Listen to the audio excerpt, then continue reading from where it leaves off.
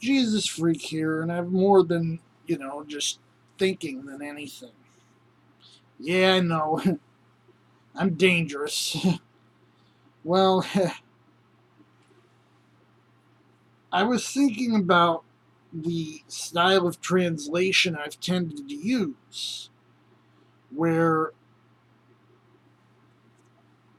when a lot of people were saying, they tend to think that the pinnacle of modern English is Jacobean, Elizabethan, and Jacobean English. And I tend to see the pinnacle as being more, I call it Victorian, Victorian and Edwardian, which is, about 300 years later. And it's still, a little bit self consciously archaic. Self conscious archaism in translation is not necessarily a bad thing, if done right. To be fair, I haven't necessarily been consistent in those regards. Certainly, there's times that my translations have been a bit more modern than they should have been. But one particular problem I had, and it's a side effect of me opting to use more modern English, was the lack of these and nows forced me to use circumlocutions. In some places where I had to use, you people or you all or various equivalents. And honestly, if I were doing it again, I'd probably say, well, Victorian translators still use thee and thou if they felt it was necessary. When Margaret Hunt translated the Brothers Grimm.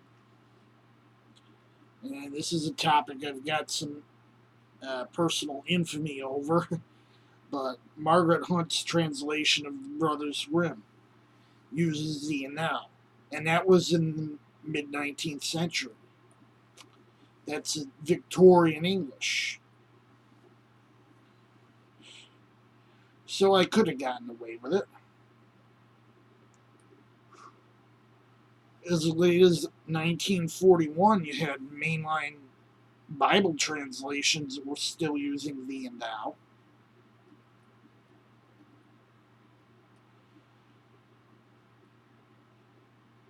But I opted to use, you people more often to try to get this distinction. I don't think it worked very well.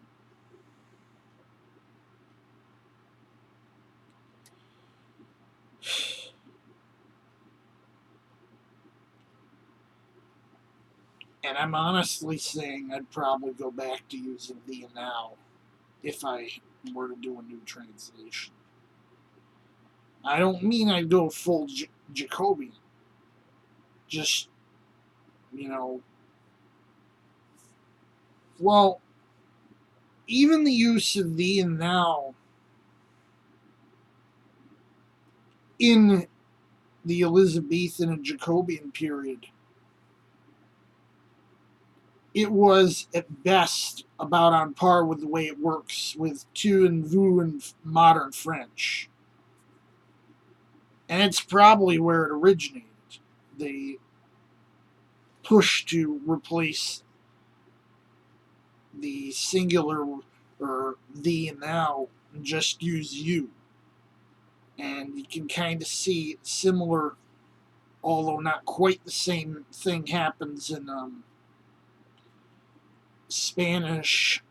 They wound up with a different word for a more formal you, or Catalan does the same thing. And there's a similar phenomenon in Brazilian Portuguese. I think it hit its fullest in English, where the plural form and the polite form just basically completely took over and became the only form.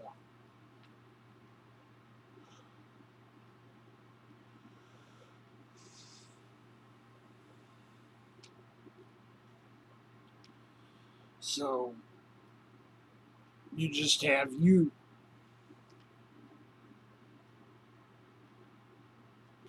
It's kind of limiting.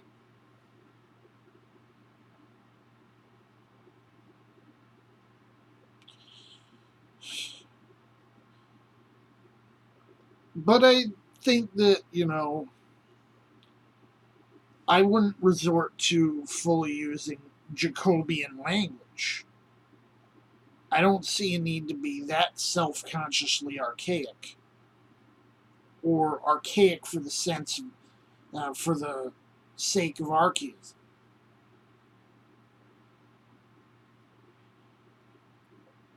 The concept of translating Holy Writ, you want to translate literally, but you don't want to be, obscurant about it, like the Douay-Rheims translators, who translate expressions so literally you wind up with phrases like, a vineyard is made to my beloved and horn the son of oil.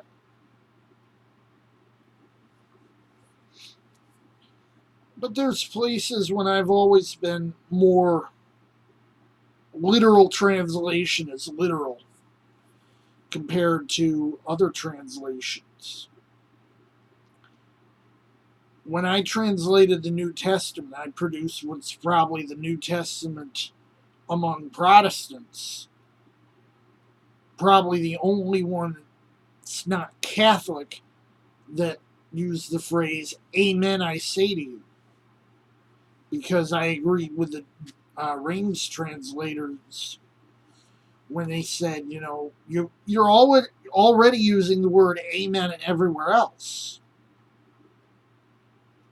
It's not an unfamiliar word. So why in this one particular construct are you so afraid to use it?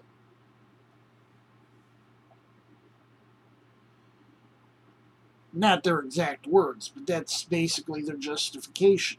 And, that's the approach I took.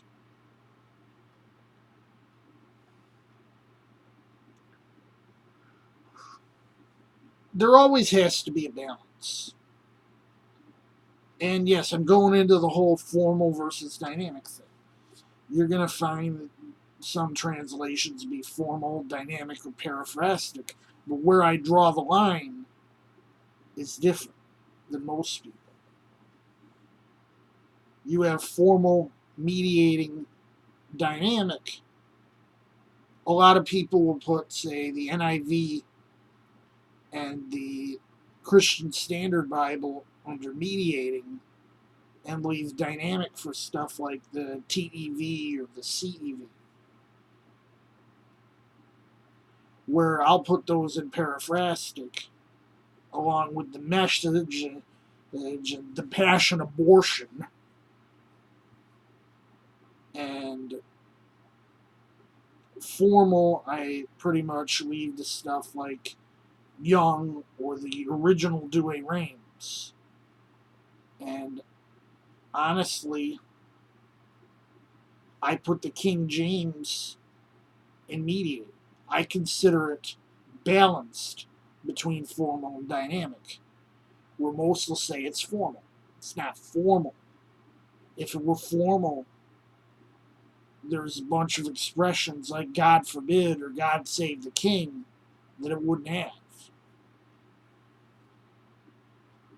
It's mostly formal, but it mediates between formal and dynamic. So I call it a mediating translation. And honestly, I think almost all your translations really have to be that. If you translate too literally, you get word salad. And if you translate too loosely,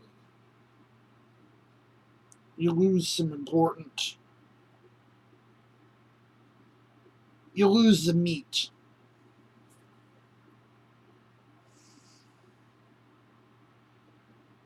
I find that with literature or stuff, or with, spoken language, I tend to translate looser. But if something is poetic or if something is sacred, I tend to lean more to literal.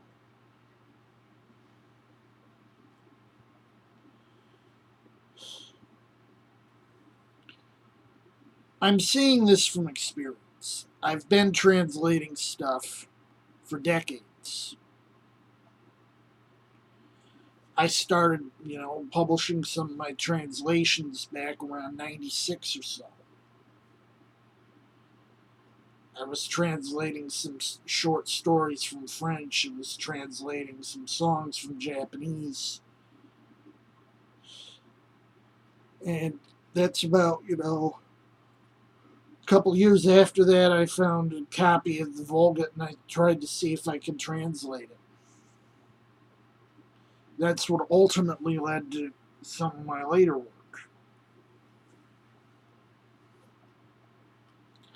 I think, with that, God stopped me and said, this isn't the time.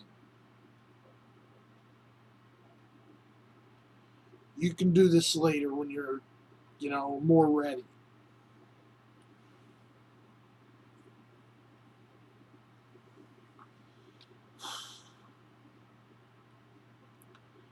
See, certain things, and this is specific to verse. Some people find me unusual for saying this. They tend to translate poetry looser and dialogue tighter. I prefer to translate poetry more literally because I'm like, there's certain quirks of how verse is written. And I want to get those quirks. If they're using parallelism, I want the English structure to be parallel. If they're using chiasm, where the second part is the first turned backwards structurally, forming an X, hence the name. I want my translation to have a chiastic structure.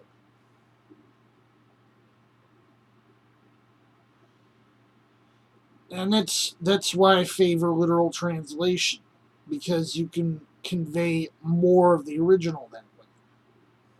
Just keeping in mind that you can't go word for word from one language to the other all the time without resorting to paraphrase on one hand or word salad on the other. There's some languages you can get closer. Spanish Bible translations tend to be more literal overall than English translations because Spanish is closer to Latin, and Latin can almost word for word or map Greek. But even Latin and Greek aren't exact. Latin doesn't have a definite article. It doesn't have a word for the. Greek has definite articles.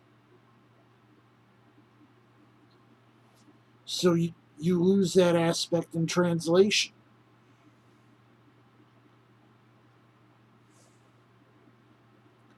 The Lawrence Thompson New Testament of 1576, if you find later Geneva Bibles, they'll have this in it. And you'll wonder, why is it always that this or that that? Why is he always using the word that? It's because he didn't think the was a strong enough definite article. So he used that. And that became kind of a quirk of the Thompson New Testament.